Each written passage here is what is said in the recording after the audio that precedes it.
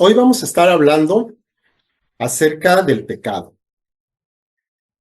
Todos hemos escuchado acerca del pecado, sabemos, tenemos una idea de lo que es el pecado, pero la idea es de que podamos tener una idea más completa de lo que nos estamos refiriendo cuando la palabra habla del pecado, porque el pecado es algo más amplio de lo que tal vez estemos nosotros pensando.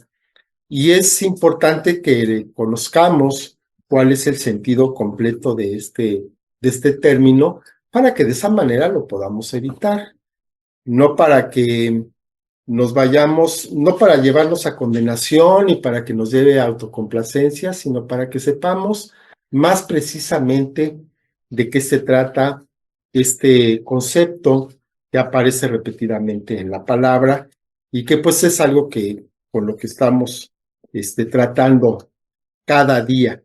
Cada día pues estamos en esa lucha constante contra el pecado porque nos está asediando.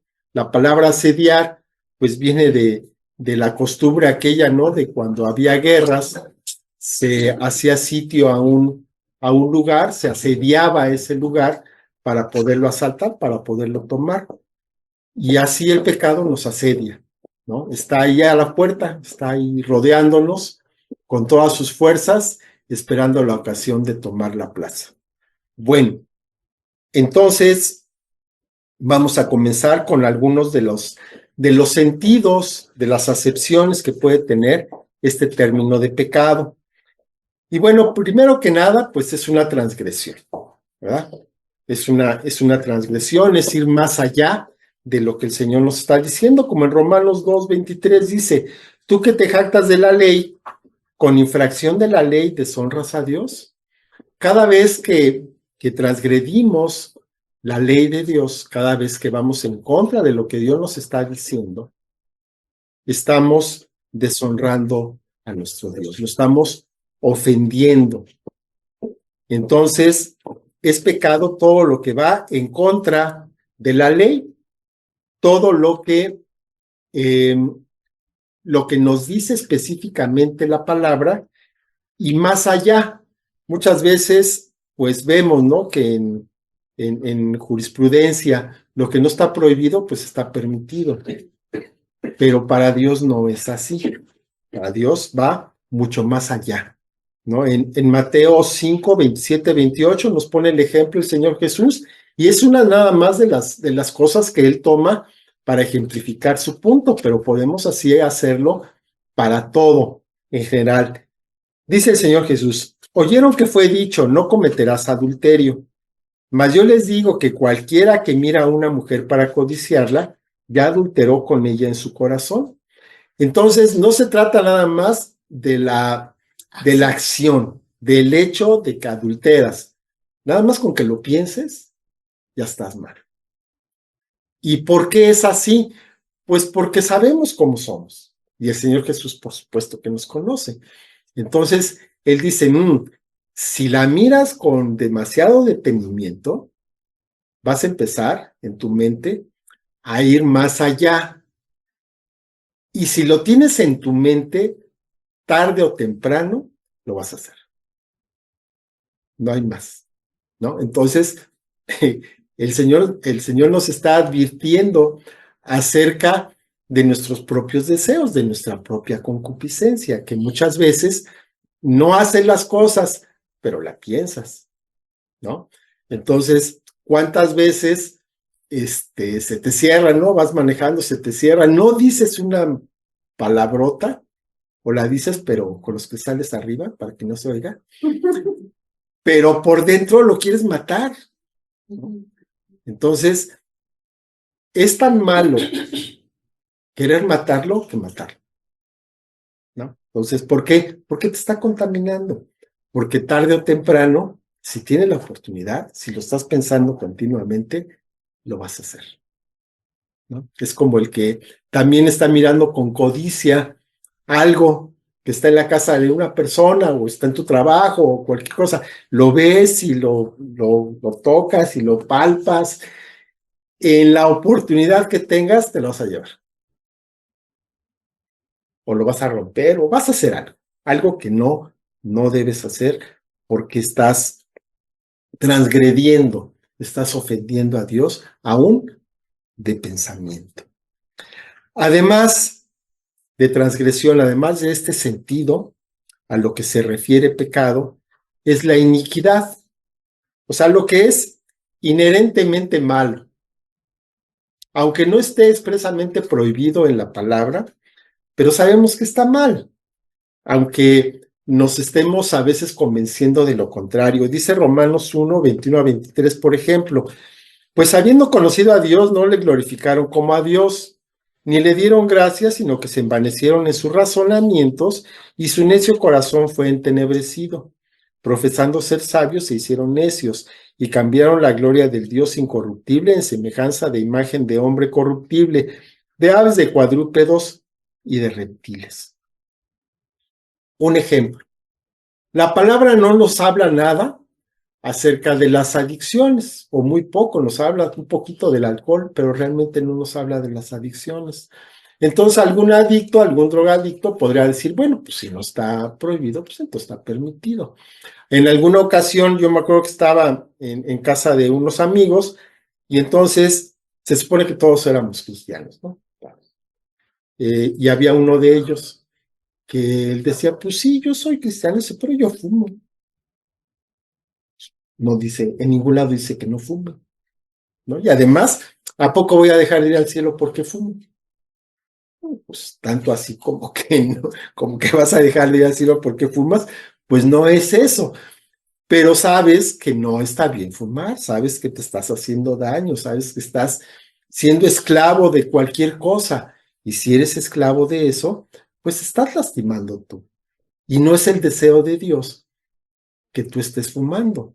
Entonces, a veces queremos argumentar, a veces queremos ser muy listos, queremos ser más listos que Dios, y entonces queremos, pues darle la vuelta, ¿no? Con nuestros razonamientos, y queremos justificar lo que estamos haciendo. No se menciona tampoco específicamente el aborto como algo prohibido, pero sabemos que no es correcto, pues es ir en contra de la vida, ¿no? Cuando se menciona por ahí en algún lado, no se usa en un sentido altruista, al contrario, ¿verdad? Se habla, ¿no? Por ejemplo, Job dice, no, pues mejor, mi madre hubiera tomado un abortivo, ¿no? Para no nacer. O sea, no lo está diciendo como algo bueno, lo está diciendo como algo muy malo. Pero sin embargo, vuelvo a lo mismo, sabemos que inherentemente es malo. Aun cuando no esté prohibido específicamente en la ley, no está a veces ni mencionado, pero sabemos que es inherentemente malo y por lo tanto hacerlo es pecado. ¿Por qué? Pues porque es ir al sentido de lo que se está hablando, ¿verdad? Además, es un error, es una desviación de lo correcto, es errar al blanco, es quedarnos cortos en el estándar divino. Y esto está tremendo, ¿no? ¿Por qué? Porque si Dios espera que llegues al 100 y te quedas en el 70, estás pecando. Tremendo, ¿no? Pero así es. ¿Por qué? Porque Dios, si está esperando que llegues al 100, es porque puedes llegar al 100. Y sin embargo, tú te conformas nada más con el 70, ¿no? Es como cuando tienes, yo lo veo, ¿no? Alumnos que tengo, de repente, alumnos son muy buenos, que son de 10, y pues sacan 7, ¿no? 7, 7, 5, ahí la van llevando, nada más van, sobreviviendo. Y no se trata de eso, se trata de que des lo mejor que tienes, porque para eso te lo está dando Dios, para que des lo mejor que tienes. Y en ese sentido, eso es pecado. Cuando tú mismo a lo mejor te estás limitando para no dar todo lo que puedes, sino nada más cumplir con lo necesario, pues entonces en algún sentido es también un pecado. Es como antes, ¿no? Cuando estábamos en la religión, pues ibas a misa, ¿no? ya estabas, te la soplabas completita, pero no estabas mirando, estás pensando, estás cantando, ¿no? En ese tiempo no había celulares, pero si llevabas celular, no, pues ahorita yo nomás quiero ver cuántos están con el celular, ¿no? ¿Están realmente en misa? No, están en cualquier otro lugar excepto ahí. Cuando a veces nos ocurre, por supuesto, estamos ya en el servicio, estamos oyendo la prédica, sobre todo cuando son congresos, ¿no? Que tenemos 4, 5, 6 prédicas seguidas, pues por ahí de repente, pues se te va, ¿no? Y quién sabe por dónde anda el predicador y tú andas por otro camino totalmente diferente o te pones incluso algo que puede no ser malo, ¿no? A lo mejor estás en una cita, se cita la palabra, estás leyendo lo que se acaba de mencionar, pero tú te sigues y te sigues y estás leyendo y el predicador quién sabe dónde anda y tú sigues leyendo la cita o estás pensando o lo que sea. No está, no, inherentemente no está malo, no estás haciendo algo mal, pero no estás haciendo lo correcto, ¿no? Entonces también eso está, está mal, de alguna manera es un pecado. Como cuarta acepción, una infracción, una intrusión de la propia voluntad dentro de la esfera de la voluntad divina. ¿Es un desorden o es una anarquía espiritual? ¿A qué se está refiriendo esto? Pues muy sencillo y muy común. Anteponer la propia voluntad a la voluntad de Dios. Dios te dice que no, pero tú dices que sí. Dios te dice que sí, pero tú dices que no. Abraham, Abraham, padre de multitudes, nuestro padre Abraham, pues sí, cayó en esto. ¿Por qué? Porque Dios le dijo que le iba a dar un hijo de Sara. Pero entonces, pues se le hizo fácil a Sara, como ella ya veía que estaba muy avanzada de edad, entonces le dio a su esclava y dijo, pues aquí está mi esclava, dale. Y ahí va Abraham, obediente, ¿no? Y tiene su hijo de la esclava queriendo ir o queriendo hacer las cosas mejor que el plan que Dios tenía, ayudándole a Dios. ¿Cuántas veces le queremos ayudar a Dios y hacemos lo que no nos corresponde? Eso también es pecado. Entonces, querer o sentir que somos más sabios que Dios, pues ya está mal, pero a veces ni siquiera lo razonamos y lo pensamos, simplemente lo hacemos, ¿verdad? Entonces, ese es el punto. Dice Proverbios 29:18, sin profecía el pueblo se desenfrena, mas el que guarda la ley es bienaventurado. Si nosotros no tenemos un límite, si nosotros no estamos escuchando continuamente la voluntad de Dios para nuestras vidas, ¿qué va a pasar? Nos vamos a ir.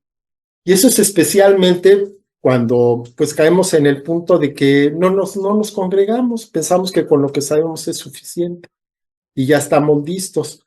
Bueno, pues eso de alguna manera es anteponer nuestra voluntad a la voluntad de Dios, porque Dios quiere que te congregues. ¿Por qué? Porque vas a escuchar, porque vas a convivir, porque vas a tener un tiempo de alabanza, porque Dios te va a dar una instrucción específica que si no estás ahí, no la vas a escuchar. Aunque veas el video, no es exactamente lo mismo. ¿Por qué? Porque es una parte importante la convivencia, el estar ahí presente, el resolver las dudas, el estar expuesto directamente a lo que Dios tiene en un momento dado. También otra acepción es la incredulidad. Cuando no estás dándole al 100% a Dios el concepto o la idea de que Él es veraz. En otras palabras, cuando le dudas,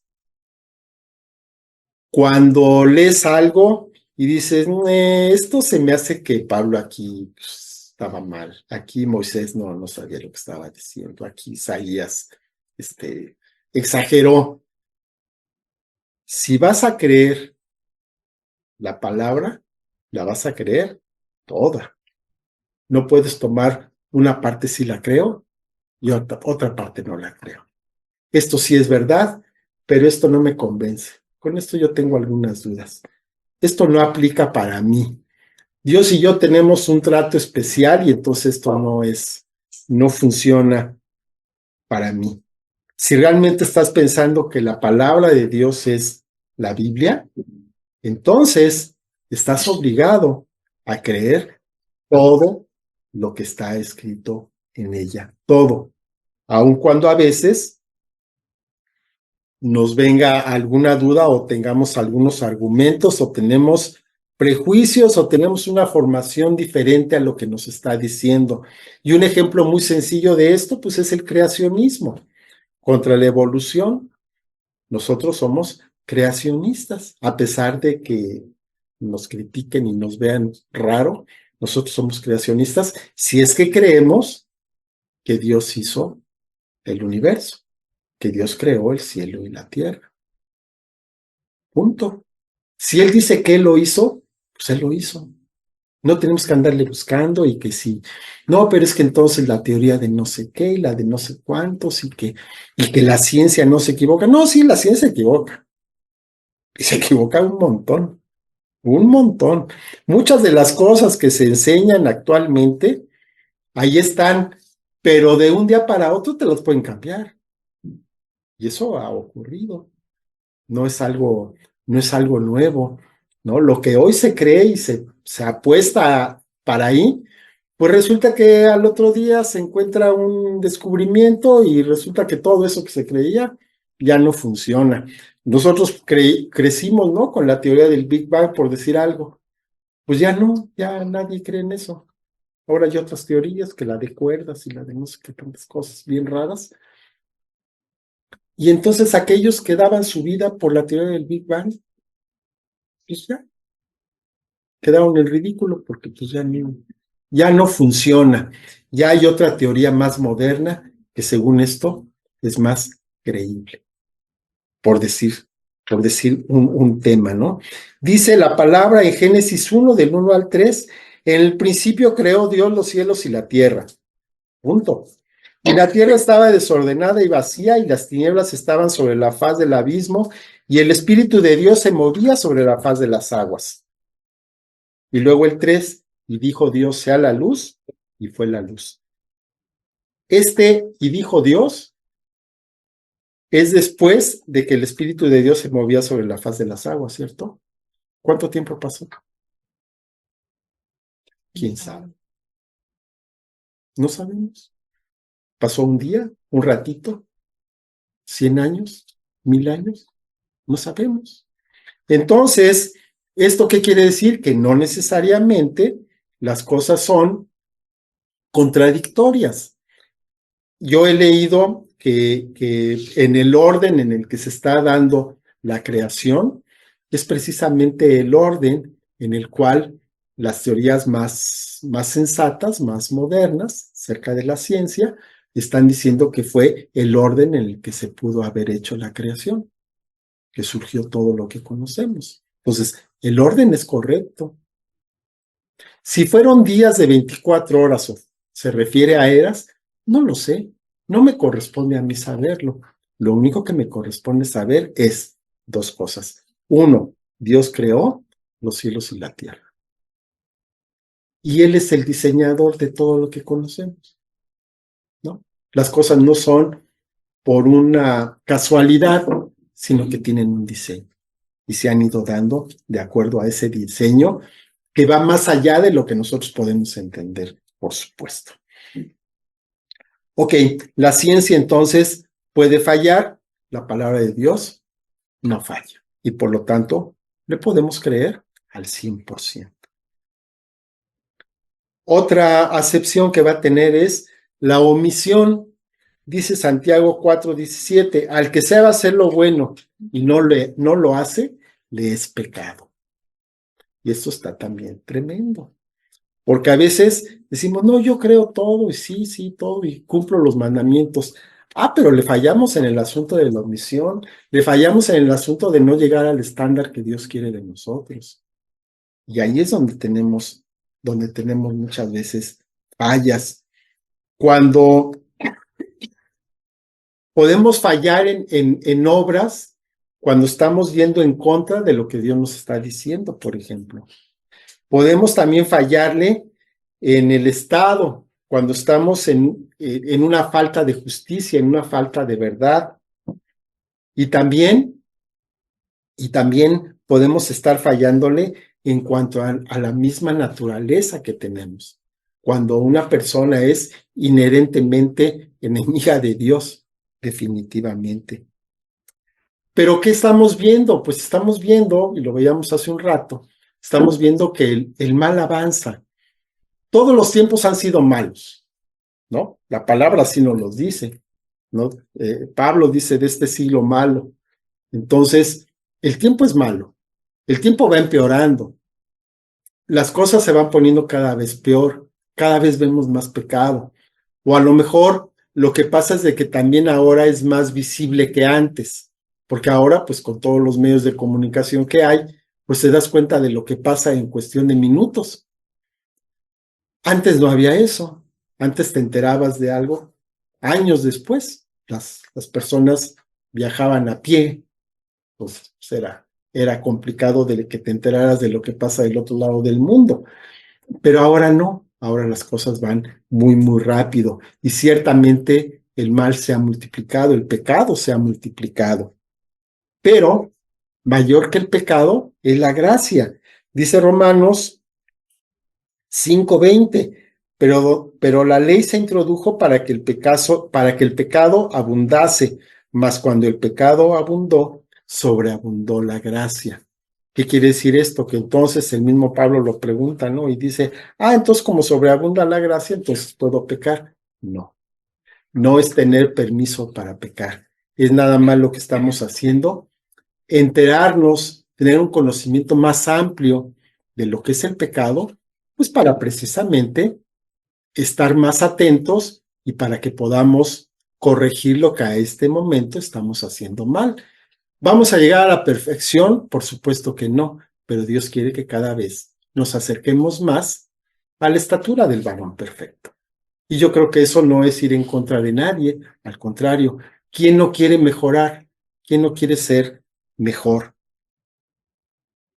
El hecho de que estemos rodeados de pecados, el hecho de que veamos con lo que conocemos todos los días en la palabra, que reflejemos una imagen exacta y fiel de lo que somos y que muchas veces no nos guste, no es tampoco para que nos estemos condenando, para que entonces digamos que no merecemos nada y que somos totalmente indignos. Es cierto, somos indignos, pero Dios nos ha perdonado, nos ha hecho dignos por su pura gracia. Romanos 8:1. Ahora pues, ninguna condenación hay para los que están en Cristo Jesús, los que no andan conforme a la carne, sino conforme al Espíritu. Tratemos entonces, aquí nos está dando la clave. ¿Cuál es el punto para no pecar? Para no tener esa culpa, para que no tengamos esta condenación.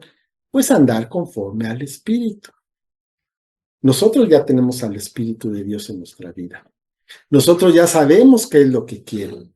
Nosotros tenemos su guía, nos indica claramente en cada uno de nuestros pasos hacia dónde debemos ir. ¿Qué es lo único que nos corresponde hacer? Pues hacerle caso, andar conforme al Espíritu. Dios ya nos seleccionó, Dios ya nos tomó, ya somos parte de su familia. Ya no tenemos por qué andar haciendo lo que no corresponde. No tenemos entonces este permiso para pecar. El Espíritu Santo nos redarguye. Cada vez que hacemos algo mal, cada vez que no estamos haciendo lo que debemos, ahí está el Espíritu Santo, ¿no? Ahí está su voz suave, apacible, pero implacable. Y te está diciendo, ahí estás mal. Ahí no estás haciendo lo correcto. Ahí tienes que pedir perdón. Ahí te tienes que regresar. Lo único entonces que debemos hacer es andar conforme al Espíritu. Tenemos el enorme privilegio de poder acudir en cualquier momento al trono de la gracia y pedir perdón. Y por las muchas misericordias del Padre y por los méritos de nuestro Señor Jesucristo en la cruz, vamos a tener ese perdón. Cuantas veces sean necesarias, cuantas veces sean necesarias. El Señor nos dijo, ¿cuántas veces debes perdonar a tu prójimo? No 7, sino 70 veces 7. Nosotros, ahora imaginen Dios, ¿cuántas veces nos va a perdonar? Las veces que sean necesarias, siempre y cuando lo estemos haciendo de corazón. Y a propósito de lo que estamos hablando y de los tiempos que estamos viviendo, quiero hacer un pequeño paréntesis para ver el asunto de los muertos, de la muerte en general. Estamos pasando por un tiempo en que se celebra, si es que esa es la palabra, tanto Halloween como Día de Muertos. Aquí en nuestro país es una tradición de todos los pueblos originarios. Vas al pueblo que sea y ellos tienen una forma especial y específica de cómo celebran este día. Y esto viene de siglos, no sé de cuánto tiempo, y viene pues de una tradición que se tiene prehispánica, se tiene un poco ahí de la simbiosis que se tuvo con la religión, y entonces se tiene ahí una mezcla muy, muy extraña, muy, muy extraña. Y todavía para empeorar las cosas, nos llega Halloween, que no tiene nada que ver con nuestras tradiciones, nada que ver con nuestros pueblos, y sin embargo ahí está.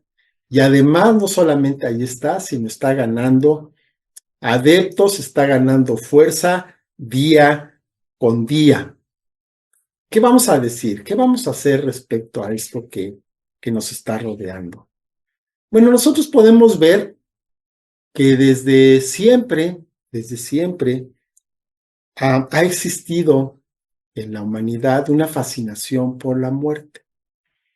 Ese misterio que envuelve a la muerte, ese no saber qué es lo que viene después, nos lleva a inventar historias, nos lleva a creer historias, nos lleva a sentirnos fascinados con este tema. Y lo podemos ver en las tiendas, lo podemos ver en las películas, lo podemos ver en las canciones, que es un tema recurrente. Se está hablando todo el tiempo de la muerte, de los aparecidos, de cosas inexplicables, hasta de extraterrestres, de todo este tipo de cosas. Todo está relacionado. La destrucción, la peste, el suicidio, el asesinato, los fantasmas, la brujería, la hechicería, los exorcistas, todo lo que se les ocurra, lo pones en una película, lo pones en una canción, lo pones en un libro y se va a vender. Es un hecho. Y entonces, ¿nosotros qué hacemos? ¿Nos metemos a la corriente del mundo? ¿Lo aceptamos como parte de nuestra cultura y nos dejamos llevar? No. Simplemente razonemos un poquito acerca de esto. La muerte es el enemigo del hombre. Es el enemigo del hombre. Dice 1 Corintios 15:26, el postrer enemigo que será destruido es la muerte. Cuando la muerte toca a la familia o a personas a nuestro círculo cercano, no nos da gusto y no decimos, ay, qué padre, se murió. Al contrario, nos duele, nos sentimos mal, nos sentimos tristes, extrañamos a esa persona. Por supuesto que sí, es natural. Raro sería que no sintiéramos eso. Entonces, si sabemos que la muerte no es algo bueno, entonces, ¿por qué rendirle un homenaje? ¿Por qué celebrarla? ¿Por qué vamos a celebrar a nuestro enemigo? Es como si un país estuviera invadido, ¿no? A la fuerza, porque así son las invasiones, es invadido por otro país y entonces los tienen oprimidos y los están ahí acosando y los están maltratando y no tienen ningún derecho y bueno, le están haciendo la vida imposible. Y cuando llegara la fiesta nacional del país invasor, entonces tú te levantas y estás festejando con ellos. O sea, ¿qué pasa? Estaría mal de esa persona de su cabeza. Entonces, si nosotros sabemos que nuestro enemigo es la muerte, ¿por qué la vamos a celebrar? Simplemente no tiene, no tiene sentido. Nosotros sabemos que cuando muere una persona que está en Cristo, pues tenemos la seguridad de que la vamos a ver después, que está realmente en un lugar mejor. Y eso nos consuela un poco y nos hace sentir, por supuesto, la pérdida, pero también pues nos reconforta saber en dónde se encuentra. Que ya está con el Señor, que todas sus penas ya terminaron. A lo mejor tenía una enfermedad, bueno, pues ya no está sufriendo esa enfermedad. Y por supuesto que lo vamos a recordar a esa persona y la vamos a tener en nuestro corazón y la vamos a estar recordando con cariño los puntos buenos, aquellos momentos que vivimos juntos. Vemos que recordar a los muertos es correcto, pero una cosa muy diferente es celebrar a la muerte. Son dos cosas distintas. La corriente del mundo nos lleva a esta celebración. Los que somos maestros, pues lo vemos en nuestras escuelas. Por mandato de la Secretaría de Educación Pública, tienes que hacer ofrendas. No hay más, lo tienes que hacer. Pero una cosa es de que se haga la ofrenda y otra cosa es de que participes en la ofrenda, ¿no? Entonces, sí tener cuidado de lo que está pasando a nuestro alrededor es diferente a lo que tú estás haciendo. ¿Dónde está tu corazón y qué es lo que estás haciendo con ello? Tampoco podemos, de ninguna manera, condenar a los que participan en eso. Más bien, pues, orar por ellos, que llegue la luz, que los alumbre. Pero eso no quiere decir que no hablemos. O sea, si nos preguntan, contestamos, ¿no? Esa es la regla que yo tengo en la escuela. No puedo, porque la dirección me ha dicho que no lo haga, no puedo yo estar predicando ni estar haciendo nada que esté relacionado con esto. Pero si me preguntan, yo respondo. Y ahí sí, ni modo, pues me preguntaron y no voy a responder una mentira ni me voy a quedar callado, sino que voy a responder lo que es. Le ofenda a quien le tenga que ofender. Y entonces, hablar lo que se tenga que hablar, orar por esas personas que están cercanas a nosotros, que todavía pues están esclavizadas por, por cuestiones por costumbres, por hábitos, por cuestiones culturales, para que el Espíritu Santo hable a sus corazones, para que abra los ojos de su entendimiento y para que puedan conocer la verdad, porque la verdad los hará libres. Sabemos que la palabra tiene autoridad y está encima de cualquier otra cosa que puedan los hombres ofrecer. Y esa verdad que está en la palabra es la que va a prevalecer y es la que nosotros vamos a proclamar con nuestra propia vida, no con nuestras palabras necesariamente, sino con nuestra vida, con nuestro testimonio. Y ahí es donde debemos pensar a propósito de lo que hemos visto del pecado. ¿Nuestro testimonio se encuentra totalmente libre de pecado? Seguramente no, pero el punto es que cada vez podamos acercarnos más al ideal que tiene Dios para nosotros. Cada día cumplir en mayor porcentaje el estándar divino.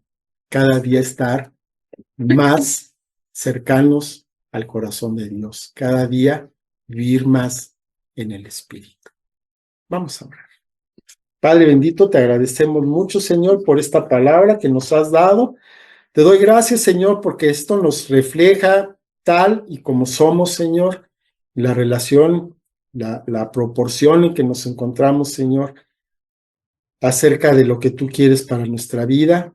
Te pido, Padre, que podamos verlo, que podamos hacer un alto en nuestro camino y que podamos, Señor, pues hacer los cambios necesarios para que podamos estar, Señor, al 100% contigo, que podamos realmente estar viviendo en el Espíritu y que no nos estemos desviando hacia donde no debemos hacerlo, Padre. También, Señor, te doy muchas gracias porque nos abres los ojos, Señor, como todos los años, acerca de todas estas cuestiones de la temporada. Te pedimos, Señor, que ya no siga avanzando la mentira, sino que avance, Señor, la verdad. Que podamos hablar con fuerza, no con demasiado volumen, no a gritos, no por la fuerza, Señor, pero con la autoridad que tú pongas en nuestras vidas, Señor, para poder hablar lo que dice tu palabra y que de esa manera, Señor, esto pues se vaya extinguiendo, que podamos ir realmente en contra del mundo, porque sabemos que la amistad con el mundo pues es enemistad contigo. Te damos muchas gracias, Señor, por este mensaje. Te damos muchas gracias, Padre, porque pues tú obras en nuestros corazones a través de lo que estamos hablando, de lo que estamos reflexionando.